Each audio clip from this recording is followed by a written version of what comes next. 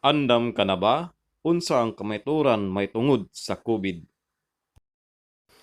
Dagan sa mga tawo karon nakaibalo nga hapit na mobalik si Kristo apan wala sila may balo unsay may tabo o mga ilanan sa dili pa siya mobalik ug unsaon pag-andam sa kaugalingon alang nining gitabua. Kini tungod kay giilad di sa tanas ang tibuok kalibutan, pinadayag 12:9. Ang mga unahuna sa tao mitumong sa mga kalibutanong ambisyon ug kalingawan. Usa sa pinakamaayong nga limbong ni Satanas karon panahona mao ang COVID. Ang mga pangulo sa tibuok kalibutan nakayusa niini mao nga makita nato naa ang lockdown, pagsulob sa mask, face shield, pagbarog layo sa uban, 6 feet ug uban pa nga kunuhay nga pamaagi nga dili matakdan sa virus apan kini di ay mga pamaagi nga ang mga tawo makat-on sa pagtuman kay kung dili ka mutuman, dili ka makahimo sa paglakaw ngadto sa laing lugar. Ang ilang sunod nga lakang mao ang pagbakuna diin ang mga tawo wala makaibalo nga kini maoy kabahin sa Agenda 21 o plano nga kuwaan ang mga gidaghanon sa mga tawo sa kalibutan. Ang mga tawo wala makaibalo nga ang COVID mao'y isa ka paagi sa pagkontrol ug pag-usab sa unahuna sa mga tawo. Pinaagi niini ang mga tawo maanad sa pagtuman sa mga patakaran nga naiusahan sa tibuok kalibutan o sa pag-andam kanila alang sa pagpatuman sa pagsimba sa Domingo nga mao ang ilang katapusang solusyon sa pagsulbad sa mga problema nga gidala sa climate change ug sa COVID. Ang gingerian ni Satanas nakigbatok sa gingerian sa Dios. Ang COVID gigamit ni Satanas aron sa pagpaiusa sa kalibutan diya sa bakak. Kini usa ka paagi aron ang tibuok kalibutan makainom sa bino o doktrina bakak prinsipyo sa kupa sa Batikan pinadayag 17. Apan taliwala sa paglimbong ni Satanas karon, ang atong Dios sa langit naghatag og mga giya alang sa iyang katawan aron ilang tumanon sila dili malimbungan ni Satanas ug ang iyang mga ahente. Ang maayong balita may tungod sa iyang gingharian igamantala gayud ngadto sa tibuok kalibutan ug ang katapusan moabot na. Mateo 24:14. Aha makita kini nga balita, kini mabasa nato sa pinadayag 14 ug 18. Adunay tulo ka manulunda nga nakigbatok sa sistema sa COVID ni Satanas karon. Kini nga mga manulunda nagduot kanato paingon sa pagsimba sa magbubuhat o sa pagbutyag sa sayop nga pagsimba ngadto sa tawo pinagi sa usa ka katukuran nga nagbatay sa daghang mga tawo nga midumili sa pagsimba sa Papa sa Roma. Unang manulunda, pinadayag 14 sa Cebu City. Kini siya may gidalang walay katapusang mayong balita aron himantala ngadto sa nanagpuyo sa yuta sa tanang kanasuran ug kabanayan ug pinulungan ug katawan. Ug sa makusog nga tingog siya nagingon, "Kadloki ninyo ang Dios ug kaniya iyatag ang himaya kay nayabot na ang takna sa iyang paghukom. Ug simbahan ninyo siya nga maoy nagbuhat sa langit ug sa yuta, sa dagat ug sa tubaran sa tubig. Kahadloki ang Dios." Ecclesiastes 12:13. Bantayi ang iyang mga sugo kay kini mao ang tibok katungdanan sa tao. Kaniya yatag ninyo ang himaya. Unang Korinto kapitulo 10 bersikulo 31. Pagkaon ug ilimnon ang ug pagkinabuhi kinahanglan mauom diya sa kauboton sa Dios. Ayaw gawi ang imong lawas, original nga pagkaon Genesis 1:29. Kini nga klase nga pagkaon makatabang nga ikaw dali makasabot sa kamatuoran ug dili ka malimbungan. Daniel 1, pagkaon nga gitugot Leviticus 11. Gitugot sa Dios apan kini dili mao ang pinakamaayo nga pagkaon tungod kay daghan gihapon ang nagsakit pinaagi sa pagkaon sa karne nga gitugot sa Dios. Dulomtanan Leviticus 11. Nagsulti sa mga mananap nga mahugaw og dulomtanan. Kini nga pagkaon 100% magabaton sa panabot nga dili ikaw makakita sa kamatuoran gikan sa Dios. Takna sa paghukom, Daniel kapitulo 7 bersikulo 10, Ecclesiastes kapitulo 12 bersikulo 14, ikaduhang Korinto kapitulo 5 bersikulo 10. Si Kristo mao ang labang saserdote nga naghukom karon og nag-abli sa mga libro sa mga tawo nga miangkon nga nakaila kaniya. Sa dili madugay kini nga trabaho niya matapos na ug ang kaluwasan masira na. Daniel kapitulo 12 bersikulo 1. Simbaha siya. Exodus kapitulo 20 bersikulo 8 hangtod sa 11.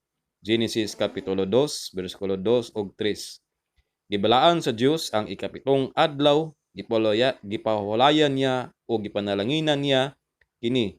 Unsang adlaw ang ikapito? Sabado, Isayas kapitulo 58 bersikulo 13 ngadto sa 14.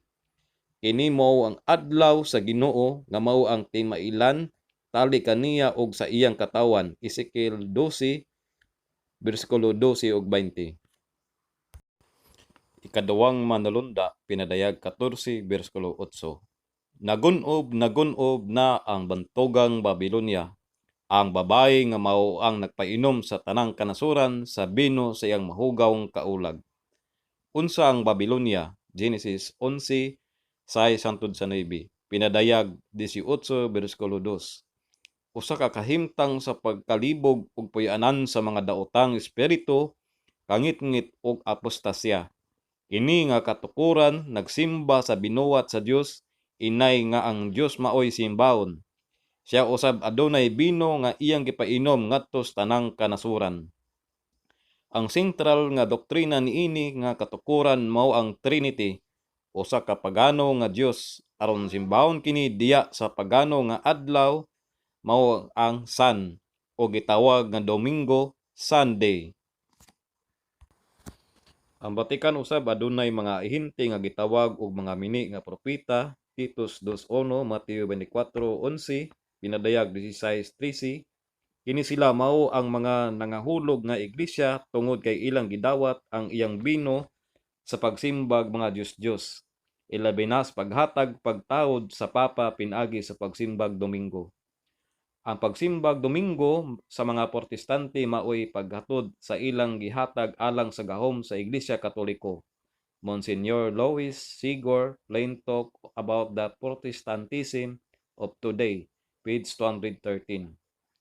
Ang uban nga mga iglesia wala magsimba sa Domingo apan nagdawat sa uban pang bino sa Babylonia. Usab gitawag nga mga anak sa Babylonia ug kining naglangkob sa iglesia SDA. Tungod kay siya nahulog ngadto sa pag-apostasya, pinagi sa pag-apil sa kalihukan sa politika, pagsaulog sa mga paganong kasalaugan, pangkalibutanon ug uban pa. Ang dakong singgit sa madulunda sa pinadayag 18:4 nagsulti nga kung ikaw membro ani nga mga iglesia, Babylonia o mga anak niini, gumawa ikaw katawan ko, mao ang gisulti sa Dios aron ikaw dili makaambit sa ilang silot o mga hampak. Ang ikatulong mandulunda, pinadayag 14:9 hangtod sa 12.